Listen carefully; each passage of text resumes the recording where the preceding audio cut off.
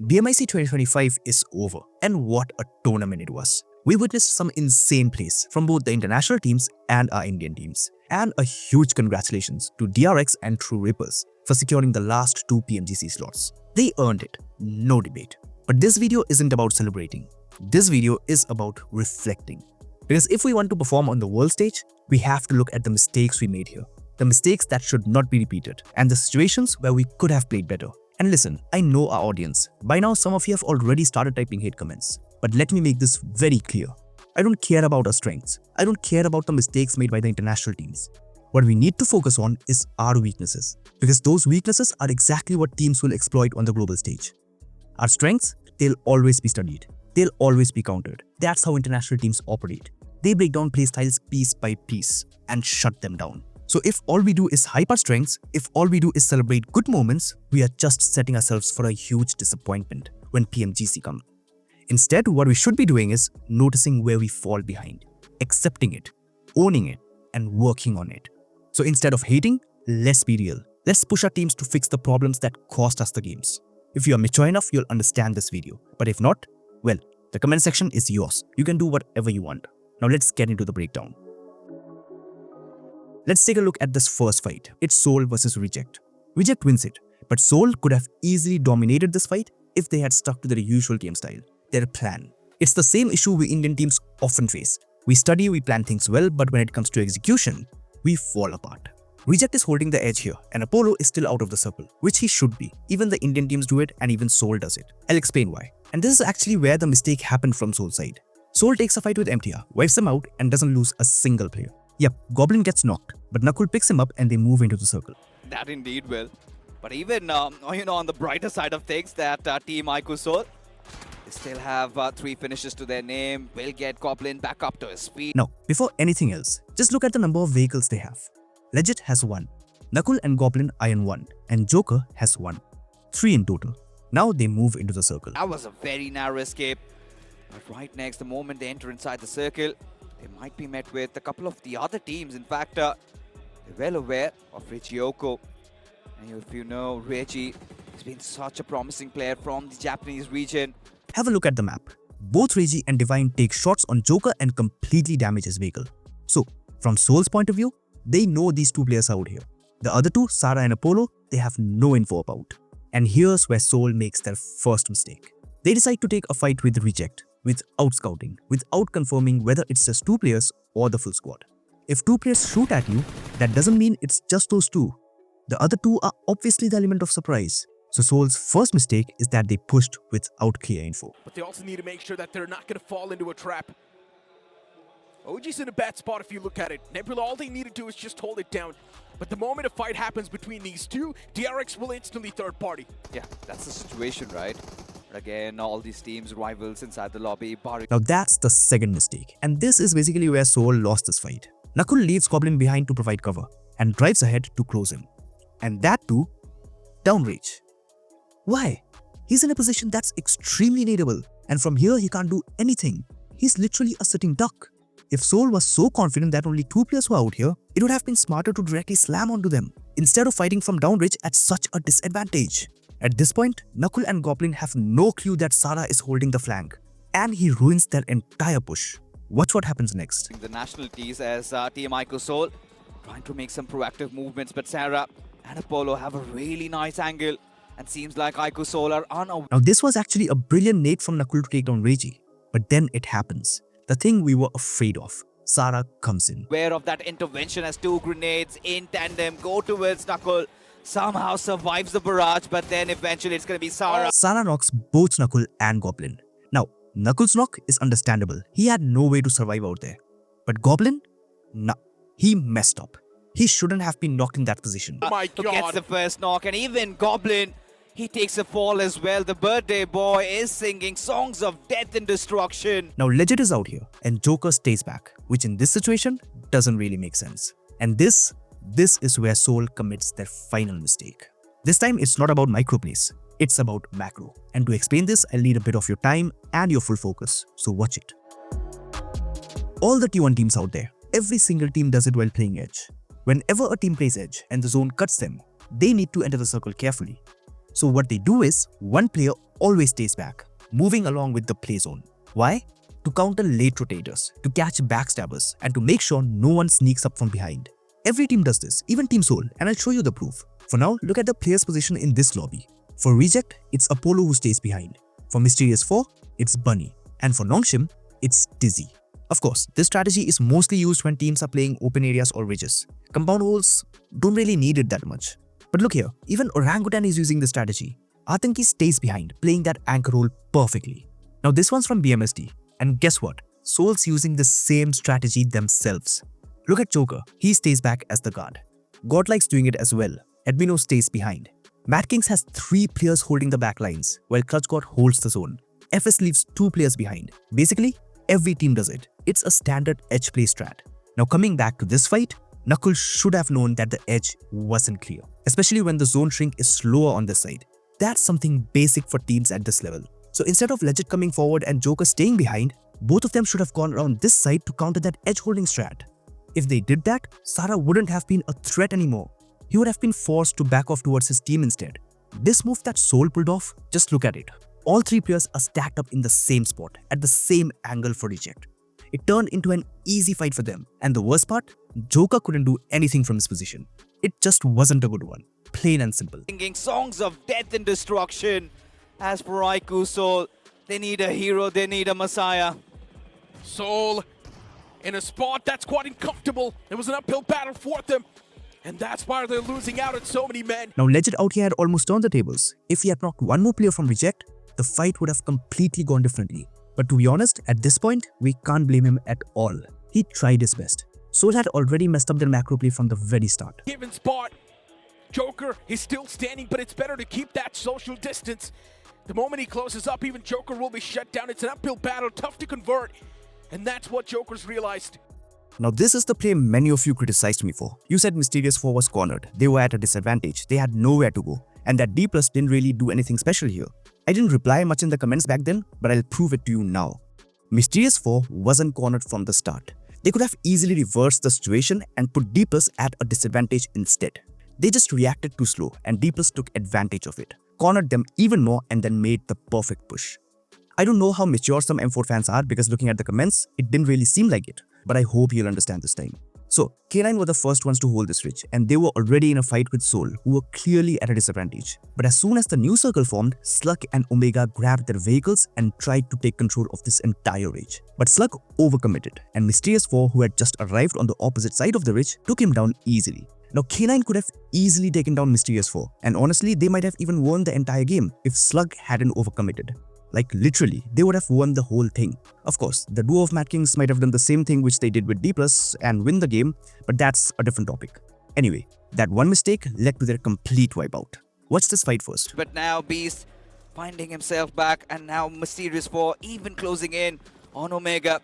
He's been stellar. Bunny closing in. Omega, he dodges that and instantly the push, the pour comes in on him. Ninja Boy comes for the rescue, takes his snow jot down, but for Ninja Boy, he's got a nade incoming. K9 Esports, they need to win this game. And that's the only way they also can take a lead. Mysterious 4 K9 match is very important for them. And this fight could be the game deciding fight. Because this is the highest priority hill. Did you see the confidence of Mysterious 4? It was incredible. They didn't give K9 even a bit of space to fight back. Yep, Snowjot did overcommit a little, but apart from that, everything was just perfect. But now D+ Kya enters for the third party. K9 gets sandwiched and wiped. And this is where Mysterious 4 makes their first big mistake. See, reading the kill feed is a part of a calculated gameplay. Every T1 team does it. The only difference is how well they do it. How detailed, how quickly, how consistently. But it's mandatory. When there are 40 to 50 players alive, I understand. It's chaotic and keeping track of the feed gets difficult. That's acceptable. But in this situation where there are hardly 20 players left, 6 teams, this is where keeping track of the kill feed should be basic. I don't know whether Mysterious 4 actually read the kill feed or not, but looking at their decisions, it's clear that they didn't. If Mysterious 4 had actually read the kill feed, they would instantly know the team on the other side of the ridge is D+ Kya. Because when Nobu got the knock and confirm, their slot number shows in the feed. For example, the kill feed basically says Team 10 player 4 knocked Team 8 player 4. And when the confirmation happens, the player names pops up. At this level, teams must remember slot numbers. If you see Nobu confirming a player in the kill feed, you should automatically know. Okay, the team on this ridge is D plus Kia. Their slot number is this. That's basic T1 awareness, and Mysterious 4 missed it, and that costed them. They had been staying aboard for quite some time, and even DRX, they refused to bow down. Sekshi, the final player surviving, and he's been put to rest. Phoenix, he gets the job done, but DRX again make it inside the top 7 with decent amount of finishes, but D plus Kia out of nowhere, they come in and suddenly start dismantling K9 as Kratos continues on with his onslaught.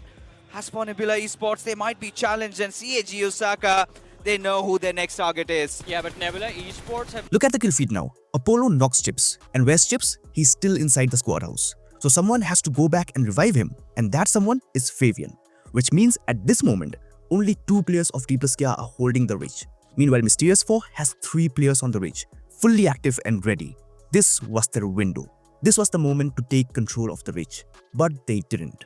If Mysterious 4 had read the kill feed, they would have known that a D plus player got knocked, which means 1 player must go for the revival, leaving only 2 players from D plus active. That was the perfect moment for Mysterious 4 to push forward, scout ahead and build pressure. And remember how many of you said Mysterious 4 were trapped, they had no space to move, they were cornered? No. Right here, they had space. Right here, they had the advantage. If they pushed at this moment, D plus Kia would have been pinched. Pressure from Mysterious 4 on one side and pressure from the players across the ridge on the other. And that didn't happen. So either Mysterious 4 was slow to react or they didn't read the kill feed. And that one small mistake costed them the entire match. And to make things even clearer, they already knew Osel's position. So if just 1 player from Mysterious 4 had gone up to scout that ridge, they would have confirmed that no one else was holding that angle. Which means Mysterious 4 could have sent 2 players to directly pressure Osel and take him down. The 3rd player stays back as the anchor, giving cover fire if Nobu tried to climb up and support. In that situation, Osel would have been forced to back off, and D plus Kia's entire plan to control the ridge would have collapsed right then. But instead, Mysterious 4 did not make any move and stayed in the same spot. They prioritized short-term survival instead of long-term control, and it proved to be fatal. D plus got the time they needed, they revived Chips, regrouped, climbed back onto the ridge, and then they pinned Mysterious 4. But you guys said Mysterious 4 were cornered from the start. No, they created that disadvantage themselves. They gave D plus the window to take control, and D plus Kia did it perfectly, without wasting a single second. This is where we fall behind as a region. Decision making, map reading, calculated plays.